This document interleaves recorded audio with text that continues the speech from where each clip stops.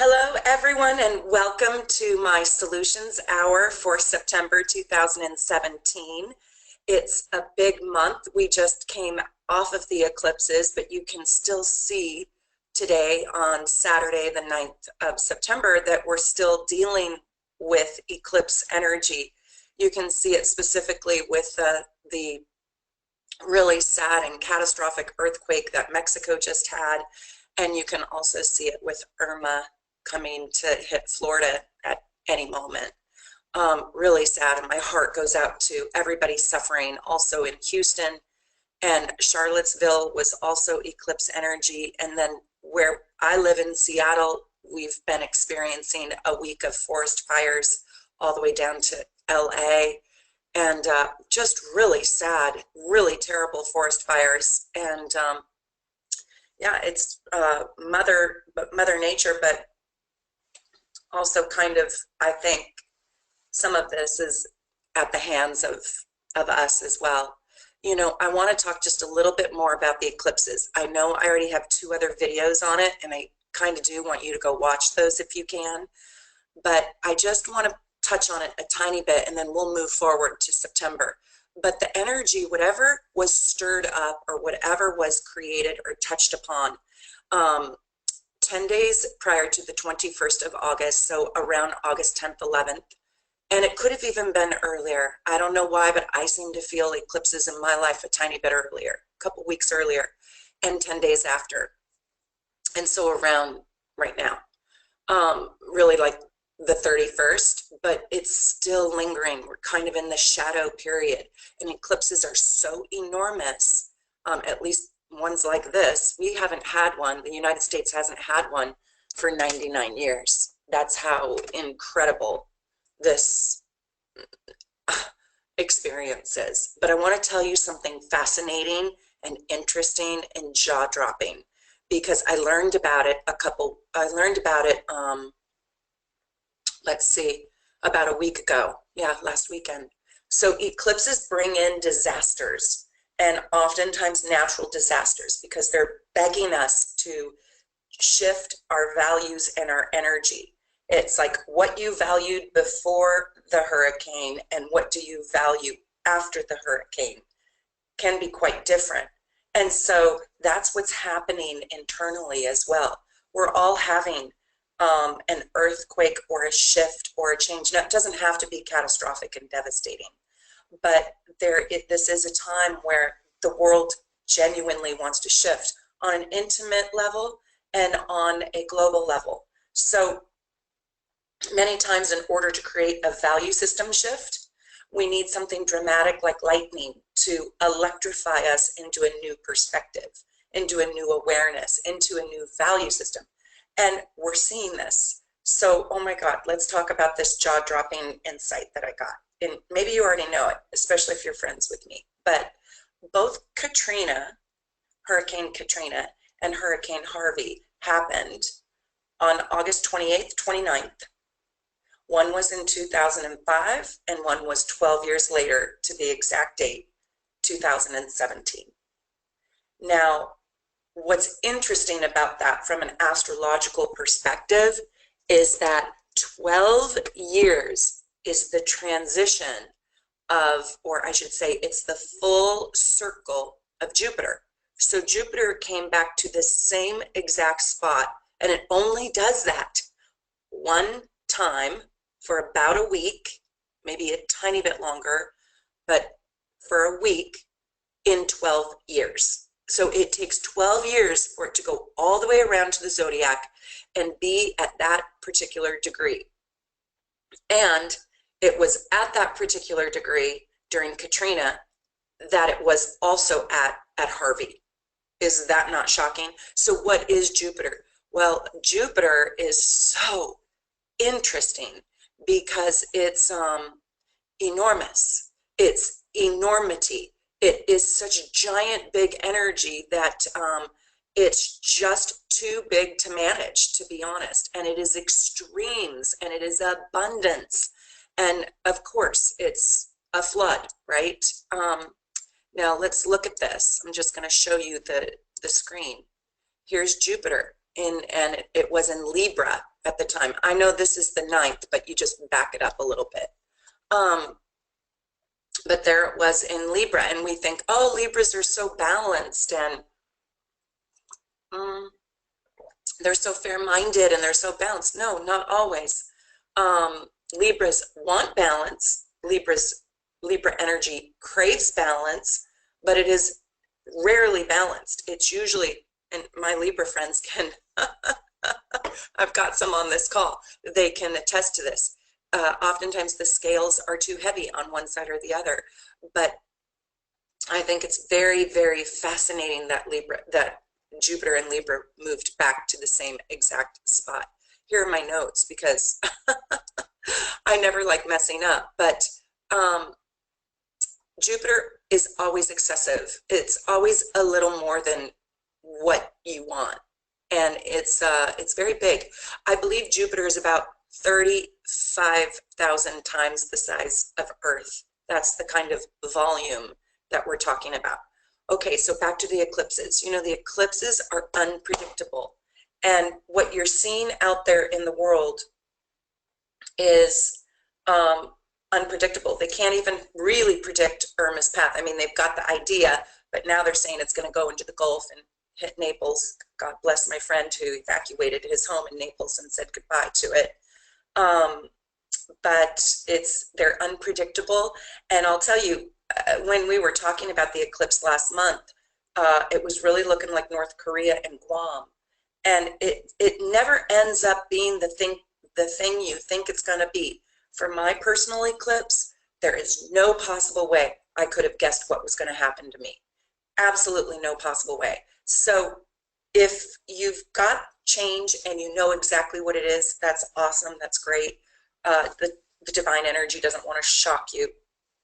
But most times it comes in from the side, from our peripheral vision, or from out of the blue, like we didn't even see it. Now,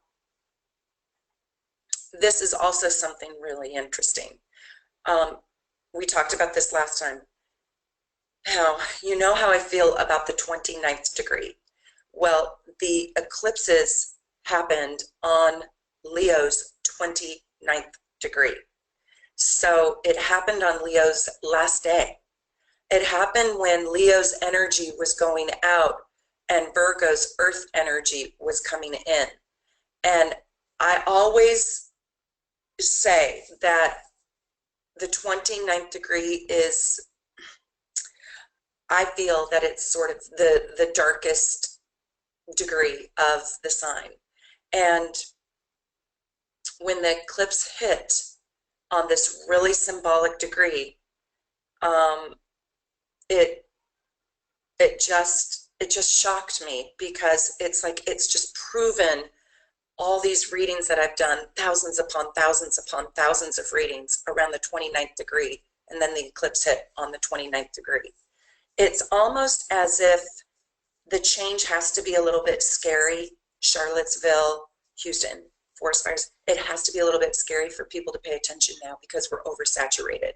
I don't believe that, but I'm just saying it feels like that might be a message, that it has to be so damn dramatic. And the people in my life, God, they're going through such enormous wake-up calls and struggles right now. Now, let's talk about, and also I want to tell you this. I got to see if this is totally true. And I'm assuming something, and I haven't done my total research on this. But I am reading the world's greatest book. It is so good. I'm out on walks with my dog, and I don't even want to talk to people. And I'm on giant headset, and I am just absolutely dying over this book. I'm listening to it, I should say. It is so, so, so good. Just promise me that you will at some point in your life read this book. It's called Born a Crime by Trevor Noah. You know him. He took Jon Stewart's place. It is so good. Wow, that man was born into crisis. I mean, unfathomable crisis. You and I can't even imagine the kind of torture and crisis that existed all around him, that he witnessed. He witnessed men burning alive in the street with a tire wrapped around them. I mean, but the way he writes about it is just unbelievable. And I love him. I've always loved him. That's why I picked up the book. Anyways, what I want to tell you is he states his birthday in the book. And I think he's a 29th degree Aquarius. I got to go look it up. He could be a 0-degree Pisces, but I think he's a 29-degree Aquarius. He's so brilliant. His mind is just absolutely on, it's propelling at such a fast lightning speed pace. Anyways, the thing about that I want to tell you is he was born a crime. Literally, it was a crime to have, they call it there, I don't, they do, colored child. Half white, half black is called colored. You're either white, black, or colored in South Africa. And he could not be seen with either parent in the streets. When they went to the zoo, the parents had to pretend they didn't know him. Anyways, the book is fascinating. But what I wanted to say is he was born, I believe, I got to go do my research, on that 29th degree. When you are, so I want to prove two things. One, that 29th degree is great tragedy. And his life was quite tragic. And he was born a crime, 29th degree. But incredible, incredible things can come out of the 29th degree. You just have to be willing to walk through the fire. So I wanted to say all of that to talk about that 29th degree. I don't want to just sum it up as, oh, it's awful, because look at who that man is, and look at how he shapes the world, and look at his messaging. And by the way, I can see why he's so funny and cynical at the same time in his daily show, because of his life. It was just absolutely so tragic. It was absurd tragedy. So I wanted to say that. And so if you have any 29th degree questions, you can always write to me. But let's go forward. So on September 1st, we got to go backwards a little bit, because I do want to include the first week of September, because it's a pretty big deal. So you can think about what's happened. But Mercury retrograded all the way back to that 29th degree in Leo. And so I want you to think about what happened in your life on September 1st. And on September 3rd, Mercury and Mars literally clash or bash into each other.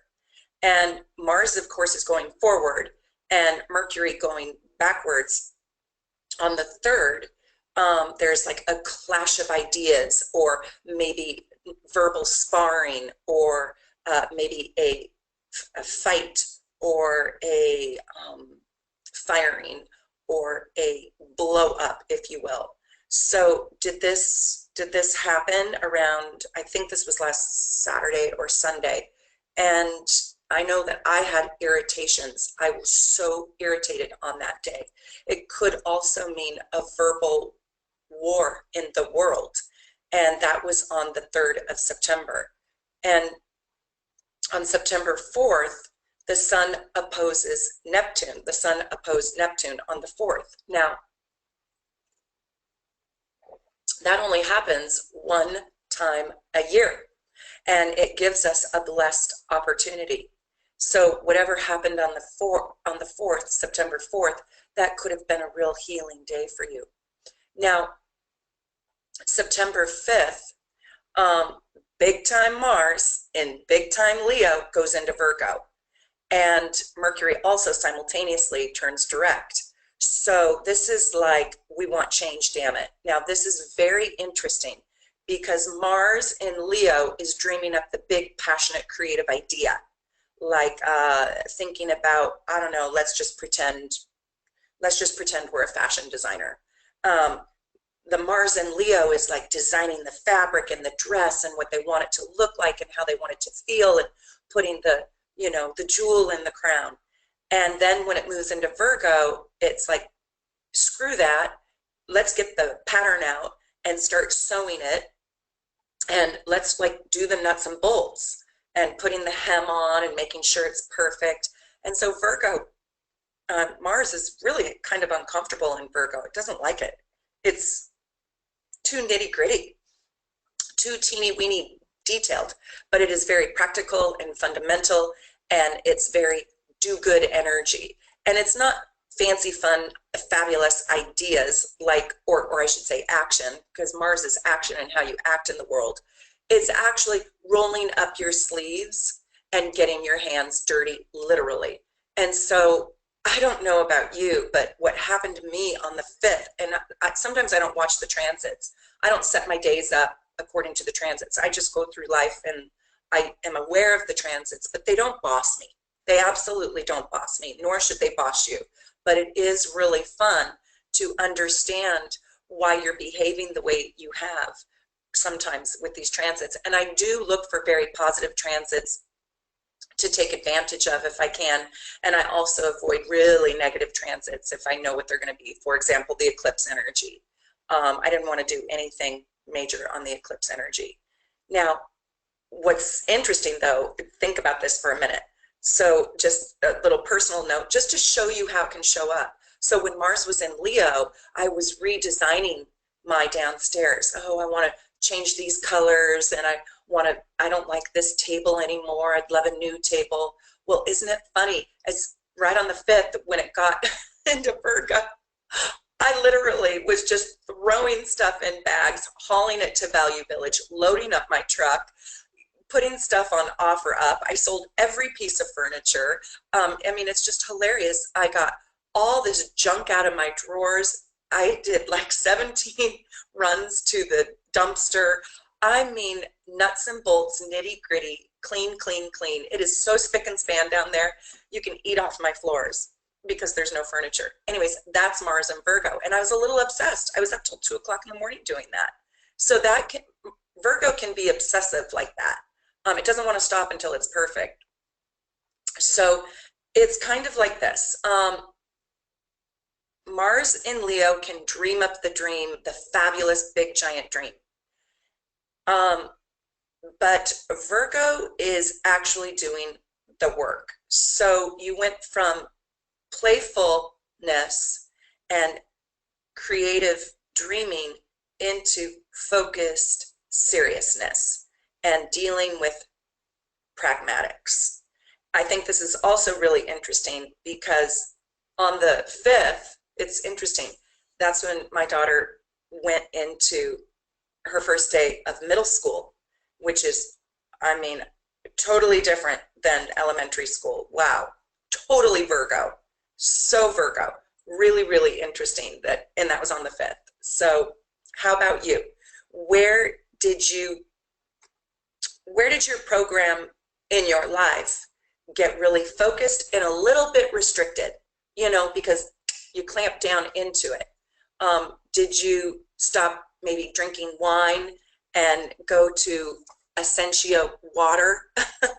Because that water is so darn good for you. What did you change? Think about that around the 5th, because you're planting seeds when you do that, and you're creating something really great for the whole month of September and going forward. Virgo's about planting. It's earth energy. So on the 6th, I don't know if you saw this, but that full moon in Pisces, oh my God, where I live, I can't ever take a good picture of it. It looked like the sun. Because of the forest fires all around us, the smoke and the haze was so bad that it covered the moon, and the moon turned into a fluorescent orange big giant ball here in Seattle. I mean, it was so gorgeous. It looked like the sunset. And this full moon in Pisces was really interesting, let me tell you. I can't do these without a really good cup of coffee. Virgo is about the precise detail, and Pisces is the total merge with humanity. And Pisces can merge with the wounds and the aches and the pains of those who are suffering, the underdog. And Virgo can put a great plan into place. And so we saw a lot of rescue efforts around Houston, a lot around animals and people. And we saw some really, really, I mean, I have chills, beautiful humanitarian efforts. around that. It was happening before the 6th, but also around that time of that full moon. Now, this is what's interesting. This full moon, okay, so you have the moon in Pisces in exact opposition of the sun in Virgo, but the moon in Pisces was so special, so breathtaking, and because it was in perfect alignment with its ruling planet, Pisces ruling planet Neptune. And so this was enormously compassionate energy, absolutely enormous. And that so rarely happens. Let me tell you how rare that is. So Neptune takes 164 years to orbit the entire zodiac. Remember I said Jupiter takes 12? Neptune takes 164 years. So you're only going to experience it maybe in 3 signs, right? 2, 3. So, so it's so rare for it to be in its own sign of Pisces, because Neptune loves being in Pisces, by the way, and it was right next to that moon. So let me see. It spends about 13 and a half years in a sign. Okay, so you'll experience it in 6 signs, but you won't experience it, obviously, for 165 years in every sign. So the fact that Neptune and the full moon were both in Pisces together, it makes them act like Siamese twins. And Neptune is the dream. Now, it's in opposition of get your hands dirty, nuts and bolts, organized Virgo. And also this heart aspect, because this is the heart, is an intuitive channel, where Virgo is a pragmatic, logistical channel.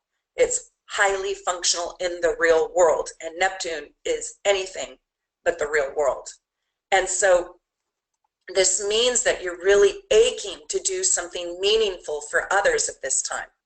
And this means that the humanitarian in you might either be needed, or you will need someone. It means that you hear the cry of others who don't have that much. It means that you are in touch with your own wounds at a deeper level, and those wounds that others have as well.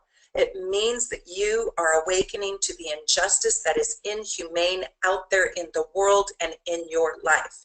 And you sincerely want to awaken to the suffering that exists within yourself and with other people. And even if it's overwhelming, you want to know about it and you want to do something about it.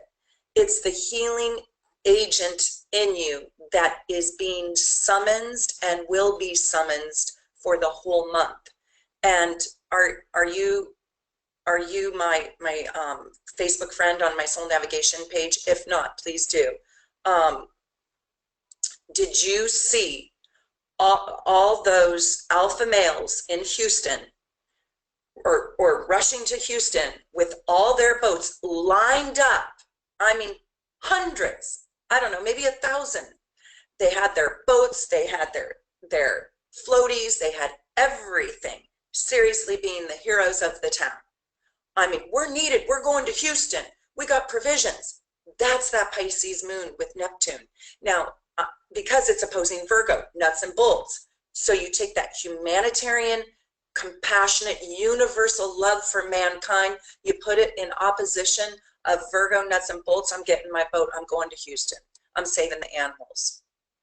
So how and who do you want to be in the world? How does the world need you? So your consciousness or your conscience, both are being awakened. Tap, tap, tap, you're needed. And so it's a time to live that love. And that love is really, really deep. It's kind of like those alpha males, if you will, in those boats. That's love. That's love. So let's move on. September 9th. And it's not too much longer here, because it wasn't like my August where I talked for an hour. The sun in Virgo trines. It means it makes a harmonious aspect with Pluto in Capricorn. And this shows us that we're really willing to work for our truth. And we're willing to face hardships. And we're willing to see the darkness that we have to face in order to build a more fortified life, if you will. And it's good for you. September 9th, that's today. So whatever you're doing today, it's almost like I think you've got more fortification, more stamina, more grit to really tackle something that's meaningful. So this month, we were asked to really kind of start that first week, if you will, because Mercury was in retrograde, reflecting, reorganizing, that's what I'm doing, redirecting and reinventing and being thoughtful about who we have been. And going forward, it's like we're supposed to make pragmatic commitments to our plan, basically, and really get down and do the work. On the 12th, it's a really great day to make a commitment. Venus and Saturn make a huge commitment aspect. So it's not necessarily romantic, but you're going to commit to something very, very important. It's a big, giant opportunity day. It's a day when you choose to grow. It's a day when you choose to embrace your lesson. It's a day when you choose to get really serious around your commitment, whatever that is. It's a positive and pragmatic commitment to a new idea or a real big get serious time with yourself. I love this aspect. It is a day on the 12th where you're really willing to work for your goal. And on the 13th, though, the Sun squares Saturn, and it's kind of a hard day. Take your vitamins on the 13th. Take care of yourself. You know, you might need 2 aspirin that day. On the 19th, mark this one down, on September 19th, there's a new moon in Virgo. And where is Virgo in your chart? This is an opportunity for you to plan your new program and to create a new practical plan to manifest it and build your dream. So everything you were dreaming about in Leo, if you haven't already put it into place with Mars in action and all of that, then do it by the 19th or do it on the 19th. It's building your dream, but step by step by step, bit by bit by bit by bit. So this is a really great day to start it. Now, hold on. This new moon isn't as big or super or whatever in energy as some of the other past new moons have been. There's a little bit of fog on this day. And that's because Mercury is in opposition of Neptune, and Venus is in this positive aspect to Uranus. So we might be pulled into a new love direction. We might be pulled into a new direction that brings us love. There might be some sort of shocking or surprising events that happen with this new moon, and we might not be clear. When Neptune is opposing Mercury, it's like we have rose-colored glasses on, or we're foggy or a little murky. So put out your intentions, manifest, but don't expect to get all your answers on the 19th. They might take a little more time to unfold. Just know that the new energy can find you if you're open. I wanted to pull the chart up right now. So I wrote something here that also on this day, we have the Sun. Oh, okay, this is what I wanted to say. So that's on the 19th. So on this day, we also have the Sun, the Moon, Mercury, Venus, Mars, all going direct in Virgo, but we also have Pluto in Capricorn. So that's really, really interesting. Let's look at this, okay? Let me just show you this, you guys, because this is really, really quite interesting. So let me put this for 10 days and see if this will work. Okay, here it is. See this? I hope you guys can see this. The Sun, the Moon, Mercury, Mars. We have Venus at the 29th degree. You know how I feel about the 29th degree. So if for some reason, I don't know, love or something that you love leaves your life at the 29th degree, just know it wants to usher in something different, something probably better for you. Doesn't mean it won't come back, but the 29th degree is kind of a fall apart degree. Remember, Bornicron, it brings in endings. And when it's in Venus, sometimes that's money, sometimes that's a blow to your self-esteem, and sometimes that is love. And then look, we've got, and that's at that 29th degree, so it's going to go into Virgo. But look at all this Virgo energy. Wow, wow, wow. And then all of this sits in aspect over here to Pluto in Capricorn. So this acts like a little generator that fuels all of this Virgo energy. So this new moon, do you see that new moon? It's going to be a new moon at 10:30 at night. This is at 9:13 a.m. in Seattle. So at 10:30 at night, the moon is going to be in front of the sun. And that's what makes it new. When the moon crosses over the sun and sits exact and then moves in front of it, that's the new moon energy that we want to harness. This is balsamic, and the moon doesn't really have a very good chance to express itself when it's behind the sun like that. When it pops forward, it leaves the sun just for a little while. The sun catches up. But so this is an incredible day, and I just don't want this Venus at the 29th degree to really set you back. I want you to harness all this Virgo energy on the 19th, because it's really, really powerful day for you to get stuff done. And we're going to see this play out in the world on the 19th. You're going to see something very powerful happen. I don't know what it's going to be. Oftentimes with Pluto in the mix, it's government, it's corporations, it's power. And, you know, in today's world, power is not how many buffalo did you kill. It's money. It's corporations. It's the United States Senate. Oh, God help us. Oh, my God. Oh, wow. All right. Finishing up with our Virgo. Hold on one second. You know, on the 22nd, the sun moves into Libra, and then we're going to be celebrating our Libras. But the 24th asks us to apply ourselves to the bigger picture. And this month is asking us to apply our individual self to the bigger picture. Lots of Virgo energy is squaring Saturn, because, you know, Saturn is still in Sagittarius. I've been talking about that for 2 years. And especially on the 25th, we get a very serious reality check. Either we are our own reality check, or we just get one, because all of that energy is squaring that Sagittarius and Saturn. And Saturn is the great teacher, the karmic lesson.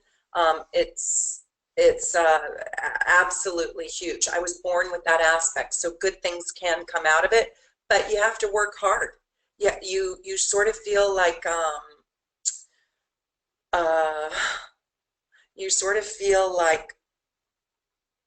there's tension. There's a tension inside. Now, great things can happen with friction and tension, but you have to push harder for the things that you want. You have to fight against the current. Just do not get deflated. Just push. On that day, on the 25th, you might have to force things a little bit.